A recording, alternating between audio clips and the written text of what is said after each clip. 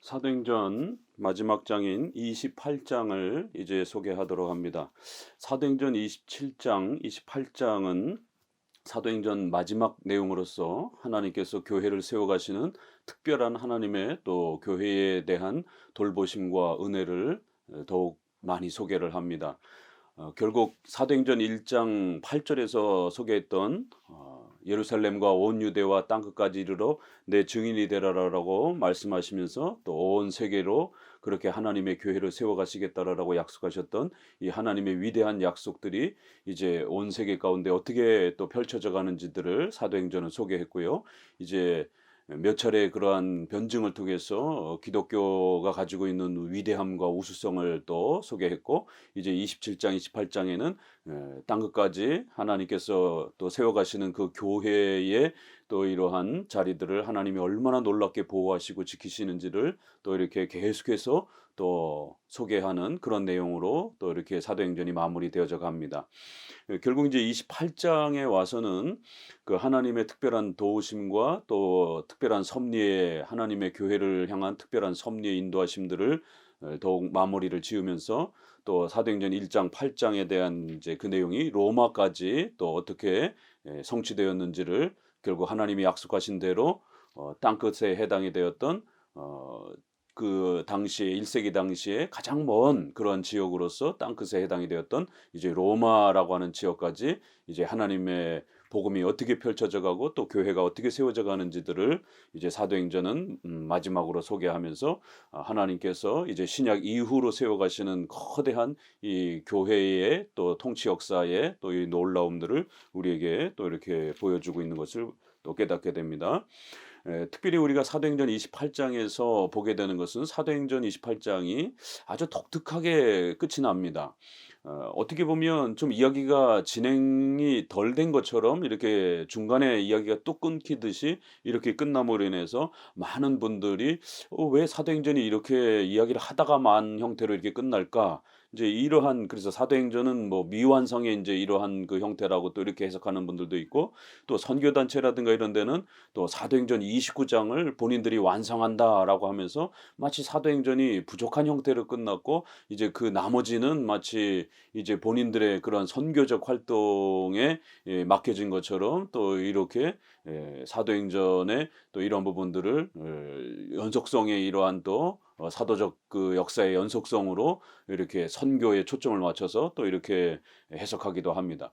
그러나 이제 오늘 28장을 통해서 보시면 아시겠지만 우리 장로교 입장에서는 교회론적으로 이 사도행전을 지금까지 해석해 왔기 때문에 사도행전은 할 말을 다 하고 끝났습니다. 그리고 교회론과 관련해서 아주 가장 중요한 또 그런 메시지들을 충분히 말하고 이제 가장 멋있고 아름답게 사도행전을 마무리 짓는 것을 보게 됩니다. 이렇게 보는 관점에 따라서 사도행전 마지막 부분이 이 부족하고 또 이렇게 완성하지 않은 것처럼 볼 것인가? 아니면 우리 장로교 입장에서는 교회론과 관련해서 가장 중요한 메시지가 분명하게 전달되었고, 그래서 사도행전 전체를 통해서 1장 8절에서 말하고자 했던 그 거대한 하나님의 교회의 통치 역사가 28장에서 가장 위대하고 멋있게 끝나는 것으로 이렇게 볼 것인가? 이렇게 사도행전 28장에 대한 마지막 해석은 많은 또 이렇게 옥신각신한 해석이 있을 때 우리 장로교적 입장으로서는 어떻게 이 사도행전 28장을 마무리하는가를 또 함께 살펴보도록 합니다. 28장 1절, 우리가 구조된 후에 안즉 그 섬은 멜리데라 하더라. 비가 오고 날이 참에 원주민들이 우리에게 특별한 동정을 하여 불을 피워 우리를 다 영접하더라. 그래서 28장 앞부분은 27장의 그 여행에 이제 이렇게 좀 과정들을 좀 더 소개하면서 하나님께서 교회를 대표하고 있는 이 바울을 보호하시고 지키시는 하나님의 특별한 그런 섭리의 이러한 보살핌들을 좀 더 몇 가지 소개를 합니다.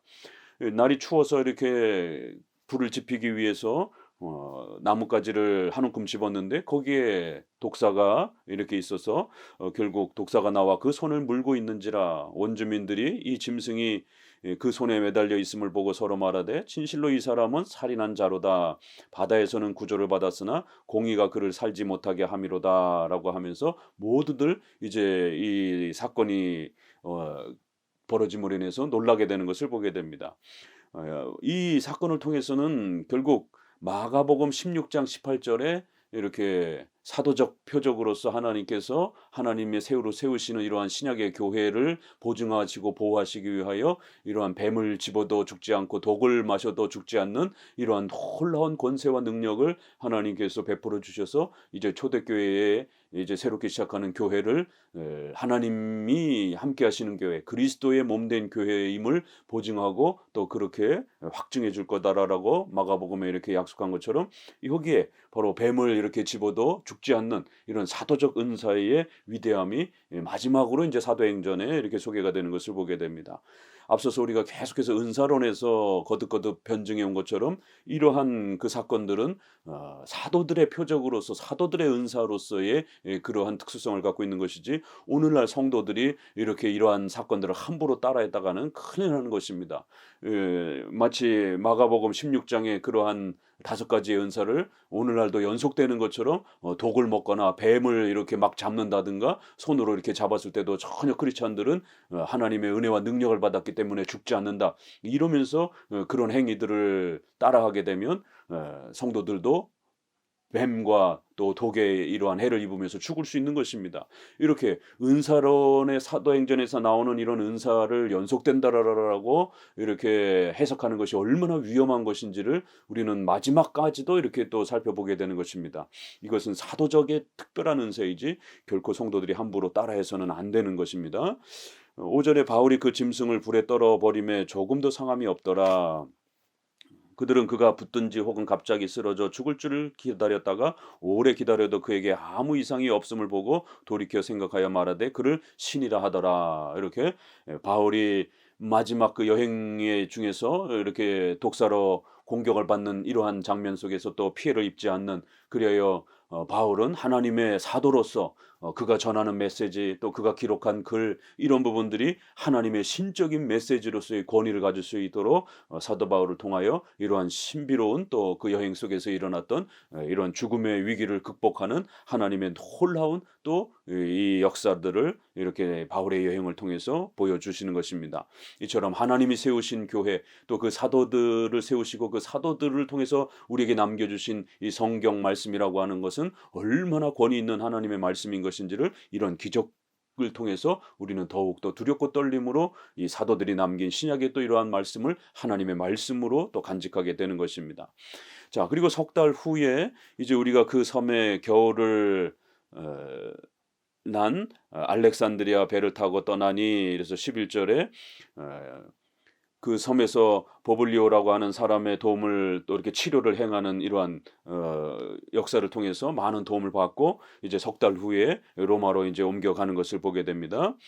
그리하여 수라구사 또 레기온 이러면서 보디올 이러면서 결국 그 바닷길을 통하고 로마의 입구에 도착해서 점점 로마 도시로 이렇게 수도로 옮겨가는 것을 보게 됩니다.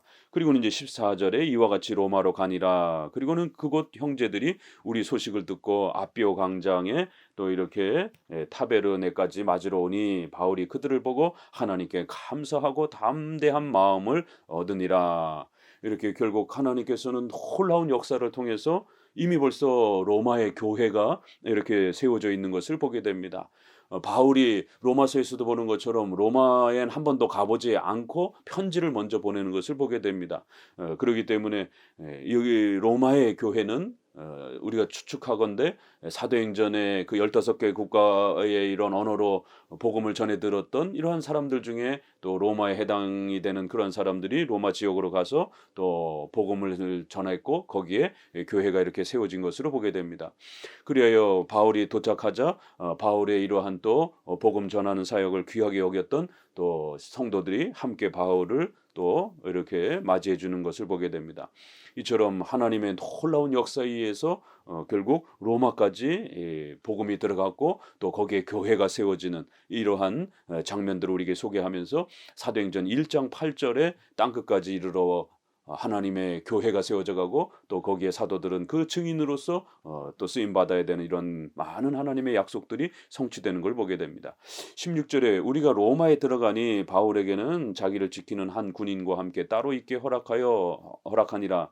사흘 후에 바울이 유대인 중 높은 사람들을 청하여 그들이 모인 후에 이르되 여러분 형제들아 내가 이스라엘 백성이나 우리 조상의 관습을 배척한 일이 없는데 예루살렘에서 로마인의 손에 죄수로 내준 바 되었으니 이 로마로 들어가니라 로마로 들어갔다. 이러한 부분이 이제 사도행전 마지막에 가장 초점을 맞추고 있는 결론인 것을 보게 됩니다.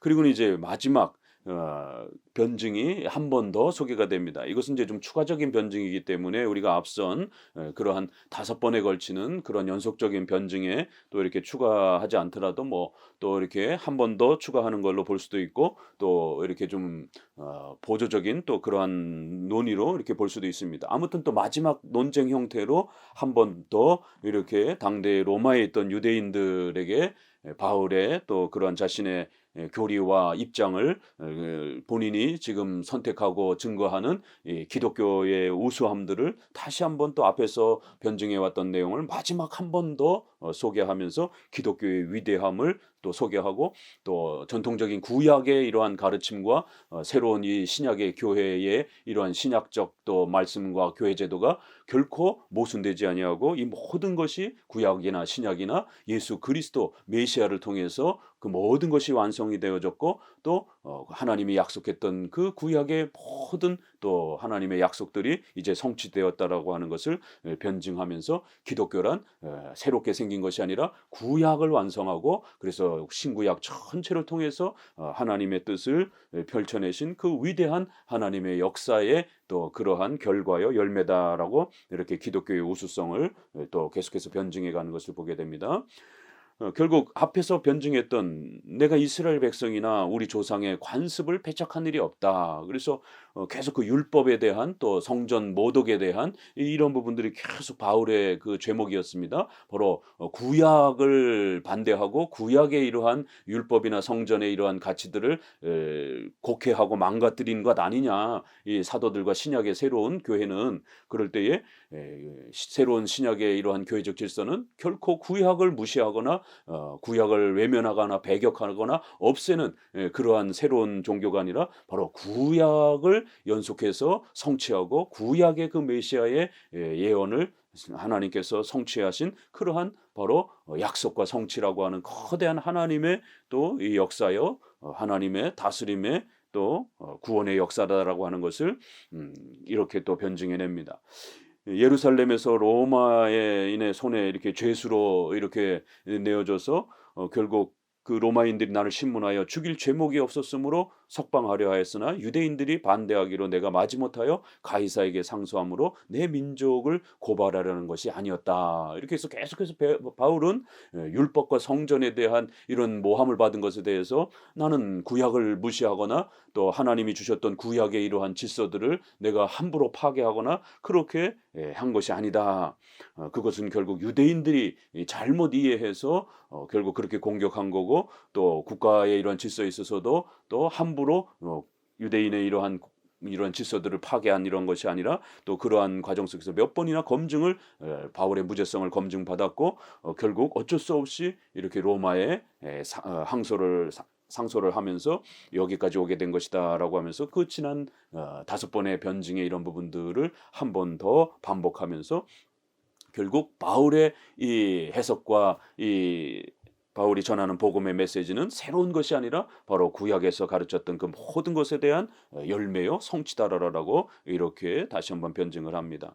결국 20절에 이러므로 너희를 보고 함께 이야기하려고 청하였으니 이스라엘의 소망으로 말미암아 내가 이 쇠사슬에 매인 바 되었다. 그러면서 바로 그 이스라엘의 소망 바로 구약이 가르치려고 했던 그 소망 바로 그것은 장차 메시아가 올 것이고 그 메시아를 통해서 율법이 완성이 되고 참 성전인 메시아가 오셔서 이제 우리를 죄로부터 구원하는 이 위대한 하나님의 구원의 역사가 이렇게 펼쳐질 것이다라고 했던 바로 그 구약의 약속들이 이제 메시아인 예수 그리스도를 통해서 성취되었다라고 하는 바로 이 신구약의 복음의 핵심을 다시 한번 바울은 소망이라고 하는 표현을 통해서 바울이 가지고 있었던 이 사명, 또 새롭게 시작되는 이 신약의 이러한 사도들의 메시지와 신약의 교회 질서는 새로운 것이 아니라 구약을 배격하는 것이 아니라 구약을 성취하고 구약과 연속성 속에서 그렇게 하나님의 뜻을 펼쳐내는 것이다라고 이렇게 신구약의 통일성에 대한 아주 위대한 변증을 이렇게 펼쳐내는 것입니다. 결국 오늘날 구약의 유대인들은 신약을 부정하면서 문제가 됐고, 또 오늘날의 세대주의 계열의 이러한 사람들은 또 역시 시오니즘, 또 이러한 그 백투 예루살렘 운동이라든가 뭐 이렇게 해서 구약 중심으로 또 이렇게 돌아가려고 하는 또 이런 형태들, 또 극단적인 또 복음 우선주의자들은 또 구약을 무시하고 신약만 강조하려고 하는 이런 신비 체험, 또 사도행전의 이러한 사도적 은사의 연속성을 강조하는 또 이러한, 그래서 극단적 경건주의와 극단적인 이런 복음 우선만 강조하는 이러한 사람들은 또 구약을 무시를 하는, 신구약의 이 통일성과 차이성을 제대로 이해를 못해서 기독교를 파괴하는 이런 많은 오해들이 결국 바울이 지금 변증해내고 있는 이 신구약의 통일성과 차이성을 제대로 이해하지 못했을 때 벌어지는 일들입니다. 그래서 기독교를 바르게 이해하기 위해서는 이처럼 신구약의 통일성과 또 그 차이성을, 예수님이 오시기 전과 후 이제 의식법들은 구약에만 존재했고 신약 이후에는 그런 의식법, 제사법들은 중단되고 신약의 새로운 예배적 질서들을 통해서 신앙의 본질이 계속 계승된다라고 하는 이 신구약의 복음의 통일성, 또 신구약의 교리의 통일성, 이런 부분들을 또 이렇게 변증해내는 것입니다. 자, 22절에 이에 우리가 너희 사상이 어떠한가 듣고자 하니, 그래야 이제 유대인들에게 이 마지막 변증을 하자 유대인들이 이제 이 바울에게 대해서 이 너가 가지고 있는 사상 그게 어떠한 것인가 우리가 한번 듣고 싶다. 그러면서 이 파에 대하여 어디서든지 반대를 받는 줄 알기 때문이다. 이러면서 결국 이제 사도행전이 마무리되어져 가는 것입니다. 결국 바울이 가지고 있던 그 사상이 뭐냐라는 거예요. 바울이 지금 펼쳐내고 있는 그 파, 그리스도인이라고 하는 이 나사렛 예수 그리스도를 전파하는 이 독특한 이 그리스도인이라고 하는 이 새롭게 보여지는 이 파의 그 사상이 도대체 뭐냐라는 것이, 결국 사도행전은 지금까지 바로 바울이 가지고 있었던, 또 베드로가 가지고 있었던 그 기독교의 핵심적인 그 사상, 그 핵심적인 교리를 펼쳐서 소개한 것입니다. 7개로 소개되어지는 이러한 그 기독교의 가장 중요한 핵심 교리를 가지고 우리가 기독교의 핵심적 사상이다, 핵심적 신앙관이다, 핵심적 신앙교리다 이렇게 표현합니다. 성경관, 하나님, 또 죄에 대해서, 또 그다음에 예수님에 대해서, 또 구원에 대해서, 또 교회에 대해서, 또 종말에 대해서, 이렇게 7가지로 소개되어지는 바로 베드로와 바울이 전하려고 했던 그 기독교의 가장 중요한 핵심적 사상, 그게 과연 무엇인가? 바로 이거를 알려주는 것이 바로 사도행전의 목적이요, 또 신약 성경의 목적이라는 것이에요. 자, 그러자 이제 그 유대인들이 날짜를 정해서 이렇게 바울의 말을 듣습니다. 그러면서 아침부터 저녁까지 23절에 보니까 강론하여 하나님의 나라를 증언하고 모세의 율법과 선지자의 말을 가지고 예수에 대하여 권하더라. 결국 이게 사도행전의 결론인 것입니다. 은사체험과 방언 한마디도 없습니다. 오직 바로 사도들을 통해서 말씀하시고 또 기록으로 남겨주신 이 신약의 성경 말씀, 또 구약의 말씀, 이런 모든 모세와 율법, 이건 선지자, 이거는 구약을 말하는 것이고, 또 바울이 말하는 이 신약의 이러한 메시지들, 이 모든 것이 결국 하나님의 나라를 가르치고 증언하는 것이다라는 거예요. 강론하는 것이다라는 거예요. 바로 7개의 교리로 구성되어 있는 이 하나님의 나라를 가르쳐주는 이 소중한 교리들을 강론하고 가르치고 깨우치고 설득시키면서 우리 교회는 세워져 가고 또 하나님의 나라는 세워져 가는 것입니다. 신비체험이라든가 이러한 방언이라든가 은사체험을 하면서 세워져 가는 게 결코 아닙니다. 또 이러한 어떤 사회정의라든가 인권이라든가 이런 정치를 이렇게 펼쳐내면서 하나님의 나라를 펼쳐가는 것이 아닙니다.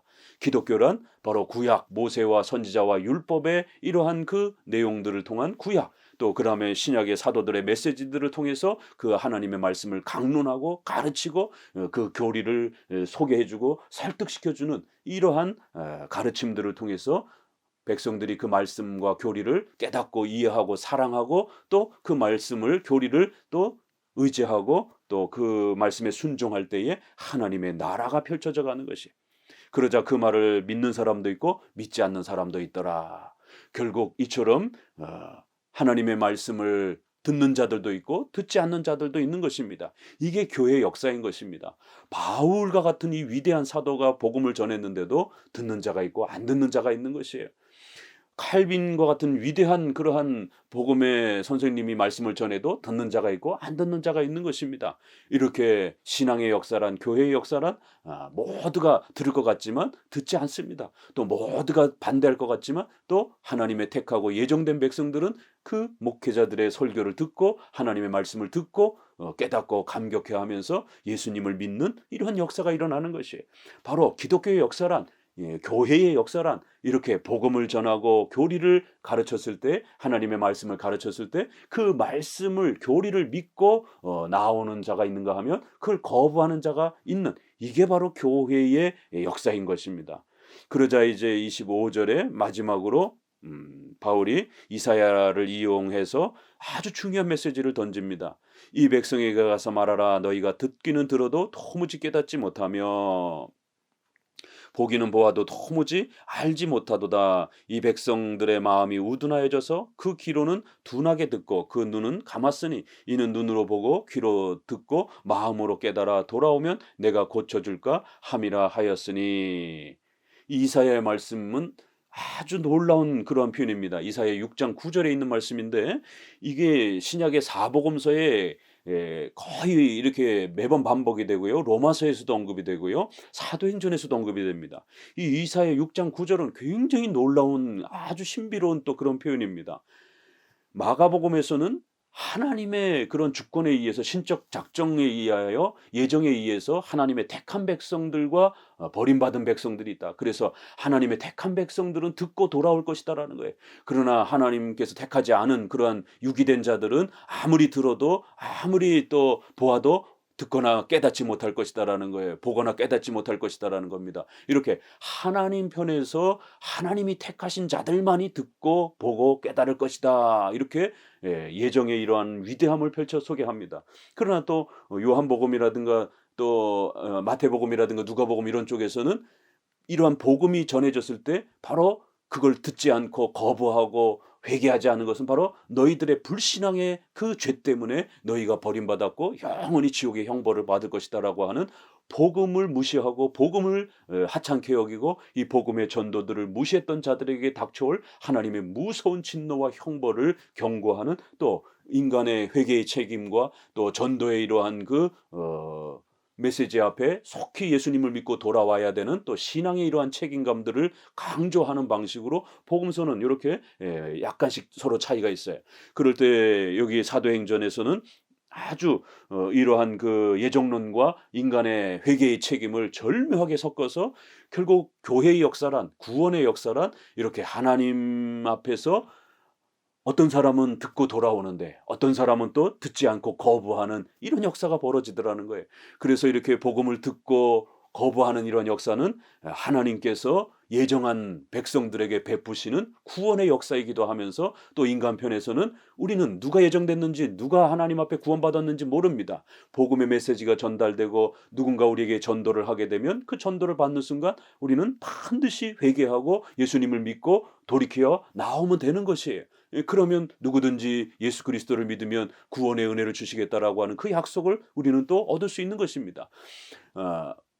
하나님께서 이렇게 막으셨기 때문에 우리가 믿지 못했다, 이런 핑계를 댈 수 없다라는 것입니다. 결국 듣지 않고 깨닫지 않으려고 하고 돌이키지 않은 것은 바로 너희들이 전도의 그러한 소중한 기회를 너희 스스로 던져버린 바로 너희의 불신앙의 책임이라는 것이. 그래, 이렇게 마지막 말씀을, 이사야 말씀을 인용해서 구원의 이 신비란 하나님의 예정 속에 일어나는 것입니다. 또 그러면서도 동시에 또 전도의 이러한 소중한 기회를 스스로 발로 차버리고 회개의 기회를 스스로 던져버린 인간의 죄악의 불신앙 때문에 결국 버림받는다라고 하는 이 두 가지의 신비로운 구원의 역사가 이제 사도행전 마지막 장면으로 이렇게 소개가 되는 겁니다. 그래, 구원이란 인간의 힘으로 이루어지는 것도 아니고 바로 그 구원이란 예정 예정의 신비로움 속에서 이렇게 믿는 사람도 있고 믿지 않는 사람도 있는 이런 놀라운 역사가 일어나는 것이. 그러나 우리 편에서는 내가 구원받았는지 안 받았는지 예정됐는지 안 받았는지 모르기 때문에 하나님께서는 또 인간 편에서는 누구든지 예수 그리스도를 믿고 회개하고 나올 수 있도록 모든 사람에게 그렇게 기회를 열어주신 것입니다. 그래서 전도할 때는 어느 한 특정한 사람 너만 예정받았다 이렇게 말할 수 없는 겁니다. 복음의 메시지를 듣는 모든 사람들을 향하여 회개하고 예수님께로 나오십시오. 예수님 믿으십시오. 라고 얼마든지 이렇게 보편적으로 전도할 수 있는 것입니다. 결국 믿지 않는 것은 그 복음을 거부한 회개와 신앙을 거부한 그 사람의 죄인 것입니다. 이렇게 사도행전은 이야기를 하다가 중간에 끝난 게 아니라 바로 교회론을 말하려고 했기 때문에 바로 가장 중요한 이사야서 말씀을 메시지를 가져다가 할 말을 다 하고 가장 중요한 메시지 말을 이렇게 마무리하고 정확하게 끝내는 것입니다. 그리하여 하나님의 교회의 거대한 역사는 이렇게 예정의 신비로운 속에 하나님의 신적 작정과 섭리의 인도하심 속에 그 택하신 백성들을 예정된 백성들을 구하시는 하나님의 거대한 교회 통치의 역사라는 것이. 그렇지만 그 신비로운 역사는 우리 눈에 가려져 있기 때문에 회개해야 되고 또 믿어야 될 책임은 또 우리 인간 자신에게 있다라는 거예요. 그래서 복음이 전도되어질 때 반드시 신속하게 믿고 회개하여 예수님께로 나오라는 겁니다. 그 전도의 기회를 박차고 또 외면하게 되면 무서운 징계와 형벌을 받게 될 것이다라는 겁니다. 이렇게 하나님께서는 사도행전을 마무리하면서 한편으로는 구원의 위대한 신비로움을 이렇게 소개하면서 또 한편으로는 또 반드시 예수님을 믿고 회개하고 돌아오라라는 전도의 이러한 메시지로서 마지막 마무리를 이렇게 교회론적으로 메시지를 마무리를 하는 것입니다. 그렇기 때문에 사도행전은 아주 가장 멋있게 이렇게 끝나는 것입니다.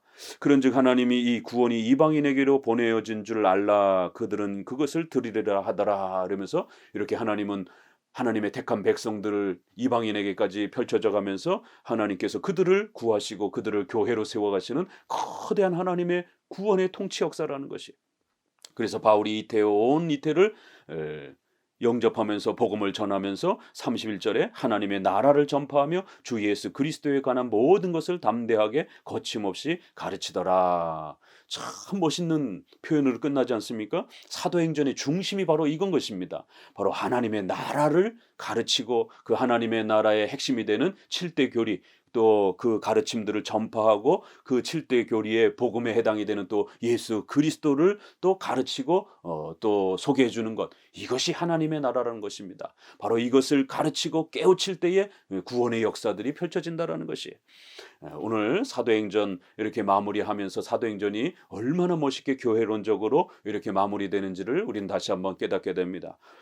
지난 2달 동안 함께 사도행전을 또 열심히 이렇게 또 달려오신 또 우리 모든 분들에게 감사를 드립니다.